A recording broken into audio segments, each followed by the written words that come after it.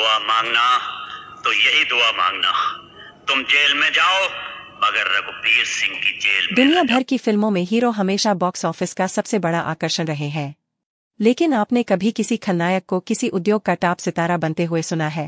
बेसब्रे क्यों होते हो ताऊ, सबके सब फांसी चढ़ेंगे। पिछले 4 दशकों में तो नहीं, लेकिन एक शख्स ऐसा भी था जिसने अपने चरम के दौरान अमिताभ बच्चन और धर्मेंद्र से भी ज्यादा फीस ली। हाँ, है कैदी, हमें धमका रहे हो धनीराम?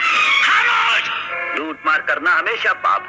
जब लोग उन्हें सड़क पर देखते थे तो वे लफंगा और बदमाश कहकर पुकारते थे। आपसे खेलने वालों को ये याद रखना चाहिए कि किसी सांप के कांटे का कोई मतलब ये सिनेमा के इतिहास में सबसे महान खलनायकों में से एक कहे जाने वाले और पर्दे पर खलनायकी के कारण लोग अपने बच्चों का नाम प्राण रखने से परहेज करते थे।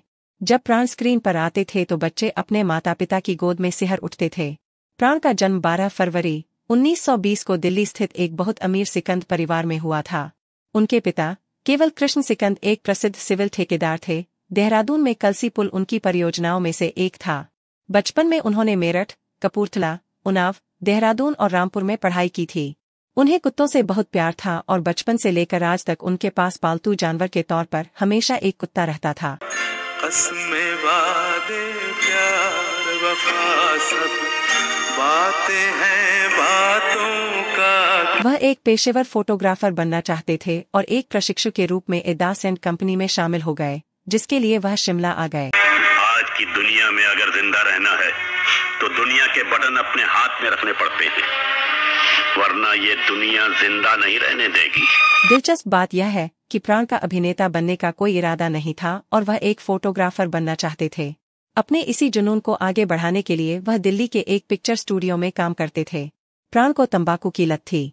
पंजाबी फिल्म व्यवसाय से जुड़े मोहम्मद वली नाम के एक लेखक ने एक बार उन्हें तब देखा जब वह शिमला में एक पान की दुकान पर खड़े होकर सिगरेट के धुएं उड़ा रहे थे। उनकी पर्सनालिटी ने मोहम्मद वली को प्रभावित किया और प्राण को उनकी पहली फिल्म यमला जट नामक एक पंजाबी फिल्म की पेशकश की। इसके बाद प्राण को कई पंजाबी और हिंदी फिल्मों के ऑफर मिलने लगे। प्राण को हिंदी सिनेमा में पहला ब्रेक साल 1942 में फिल्म खानदान से मिला। इस फिल्म में नूरजहां मुख्य अभिनेत्री थीं। हालांकि मंच पर मदनपुरी के साथ और उन्होंने रामलीला में सीता की भूमिका निभाई। विभाजन के बाद प्राण, उनकी पत्नी और उनके नवजात बेटे ने लगभग 20 से 22 हिंदी और पंजाबी फिल्मों में काम करने के बाद 1947 में लाहौर से मुंबई की यात्रा की। वह और उनका परिवार कथित तौर पर ताज होटल में रहते थे, लेकिन काम की कमी के कारण हुई और वित्तीय कठिनाई के कारण वे एक छोटे होटल में चले गए। जब पैसे की कमी थी तब उन्होंने मरीन ड्राइव पर एक होटल में काम करते हुए लगभग 8 महीने बिताए। बाद में उन्हें देव आनंद अभिनीत फिल्म जिद्दी के लिए साइन किया गया। इसके बाद एक्टर ने पीछे मुड़कर नहीं देखा। 1948 के बाद जिद्दी से बॉलीवुड में अपना करियर शुरू किया। इस तरह खलनायक प्राण का जन्म हुआ और उन्होंने 361 फिल्मों में अभिनय किया। आज़ादी के बाद एक खलनायक के रूप में उनकी पहली सफल फिल्म जिद्दी और 1949 की बड़ी बहन थी। 1950 और 60 के दशक में प्राण को नियमित रूप से दिलीप कुमार, देव आनंद और राज कपूर के साथ फिल्मों में मुख्य खलनायक या नकारात्मक चरित्र की भूमिका की पेशकश की गई थी। दिलीप कुमार अभिनीत आजाद, मधुमती, देवदास, दिल दिया दर्द लिया, राम और श्याम और आदमी तथा देव आनंद की मुख्य भूमिका वाली फिल्मों जैसे जिद्दी, मुनीम जी, अमरदीप, जब प्यार में नकारात्मक किरदार के रूप में प्राण के अभिनय को बहुत सराहा गया। किसी से होता है और राज कपूर के साथ चोरी चोरी, जागते रहो, छलिया, जिस देश में गंगा बहती है, दिल ही तो है। मुख्य नायक के रूप में उनके साथ फिल्में पिलपिली साहेब 1954 में हिट हो गईं, जिसके बाद डीडी कश्यप ने प्राण को हलाकू की शीर्षक भूमिका में लेने का फैसला किया, जो फिर से प्रमुख व्यक्ति के रूप में प्राण की सफल फिल्म थी। प्राण ने 50 के दशक में सिंदबाद द सेलर 1952 और डॉटर ऑफ सिंदबाद 1958 में विशिष्ट साहसी समुद्री डाकू की भूमिका निभाकर और आजाद 1955 जैसी एक्शन से भरपूर थ्रिलर में अभिनय करके अपनी बहुमुखी प्रतिभा साबित की। ऐतिहासिक जैसे आन 1952 और राज तिलक 1958, बिरादरी 1955 जैसे सामाजिक विषय और मुनीम जी 1955 और आशा 1957 जैसे हल्के रोमांस। इसके बाद 60 और 70 के दशक में, भले ही वह 40वें वर्ष के थे, स्लिम और फिट होने के बावजूद फिल्म बाजार में उनकी मांग कभी कम नहीं हुई और उन्हें शम्मी कपूर, जॉय मुखर्जी के साथ फिल्मों में चरित्र कलाकार के रूप में महत्वपूर्ण भूमिकाएं दी गईं।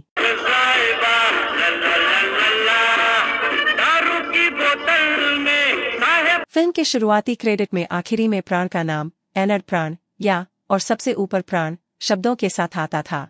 इसलिए जब 2000 में फिल्म पत्रकार बन्नी रूबेन द्वारा अभिनेता की जीवनी लिखी गई तो इसे उचित नाम एंड प्राण दिया गया। प्राण अपने समय के सबसे अधिक भुगतान पाने वाले अभिनेताओं में से एक थे। केवल राजेश खन्ना और शशि कपूर को उनसे अधिक वेतन मिलता था। अभिनेता ने फिल्मों में डेब्यू करते समय केवल अपने पहले नाम का इस्तेमाल किया था।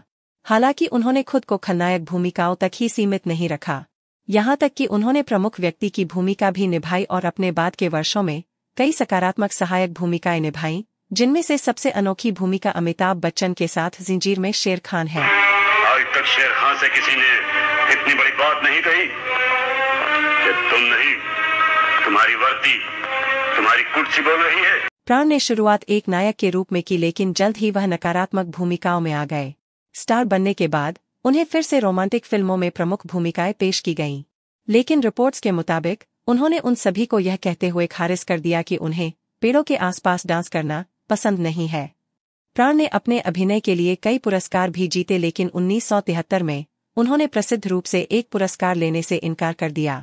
उस वर्ष फिल्म फेयर पुरस्कारों में अभिनेता को बेईमान के लिए सर्वश्रेष्ठ सहायक अभिनेता का पुरस्कार दिया गया।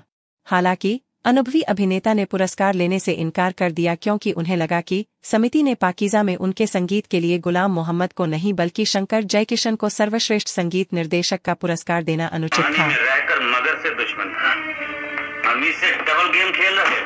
1950 और 60 के दशक में माता पिता ने अपने बच्चों का नाम प्राण रखने से इनकार कर दिया था। प्राण ने 80 और 90 के दशक में सहायक भूमिकाओं में अभिनय करना जारी रखा और अंततः 2000 के बाद अभिनय से संन्यास ले लिया। 2013 में 93 वर्ष की आयु में उनका निधन हो गया। उन्होंने 1945 में शुक्ला से शादी की और दोनों अरविंद के माता पिता बने, जिनका जन्म 11 अगस्त 1946 को हुआ था। इसके बाद उन्होंने सुनील और पिंकी को भी जन्म दिया। तीनों अब विवाहित हैं, जबकि चित्रा से विवाहित अरविंद लंदन में व्यवसाय करते हैं और 2 बच्चों के पिता हैं। सुनील की शादी ज्योति से हुई है और उनका एक बेटा है। पिंकी की शादी विवेक भल्ला से हुई है और उनके 2 बच्चे हैं। प्राण के पोते पोतियों का नाम युवराज भल्ला है। उन्होंने कहा कि वह अपने जीवन से इतने संतुष्ट हैं कि अगर उनका दोबारा जन्म हुआ तो वह फिर से प्राण बनना चाहेंगे।